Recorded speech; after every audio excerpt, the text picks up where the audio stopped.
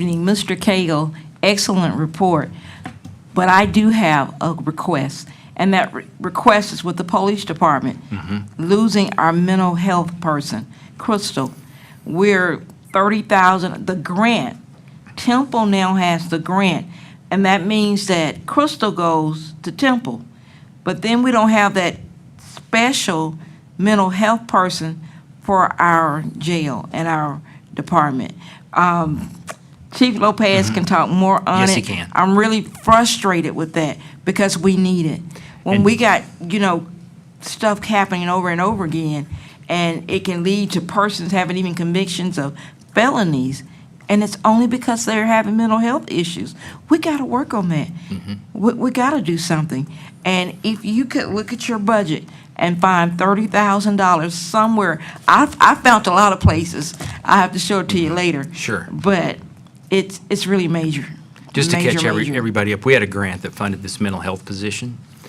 I'll let the chief, I may get it a little bit wrong, but it's funneled through the county.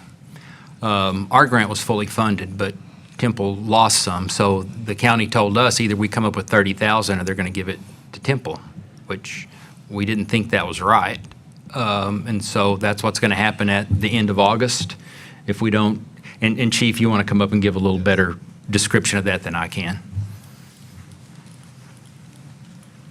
Good evening, Mayor, Council. Yes. As you recall, last year, September 2024, I came forward with the Mental Health Co-Responder Program. And that's a grant that's funded by Central County Services. They apply for the grant, they're the administrator of the grant.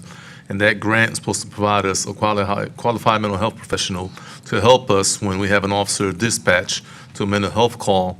That mental health co-responder accompanies the officers and provides services that the person, the citizen actually needs. Instead of a law enforcement approach, we're trying to use a mental health approach. And it's been very successful.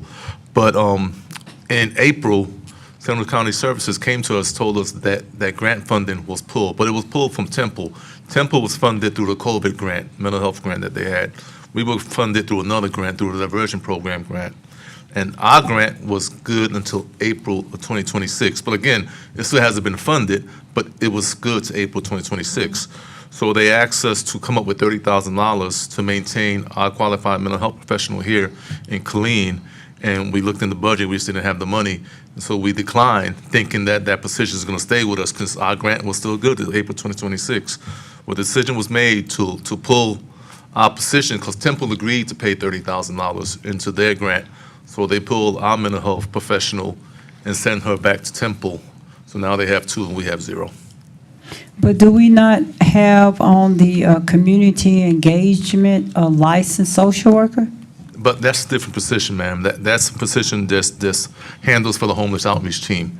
A qualified mental health professional goes out to the actual person's house with the police officer and provides services to that person there at the hospital. I mean, at the citizen's Right, I residence. understood that, but he cannot help, and if you have to be called out on a situation, or the homeless take up 24/7, a social worker? Ron is that's a different position. That's a different job in mental health. The qualified mental health professional provides actual services to that person at the citizen, refers them to the hospitals and does other social services thing. Ron doesn't have the capacity. Ron handles something different. So I agree with Councilwoman McCobb on that. $30,000? We got to find it somewhere.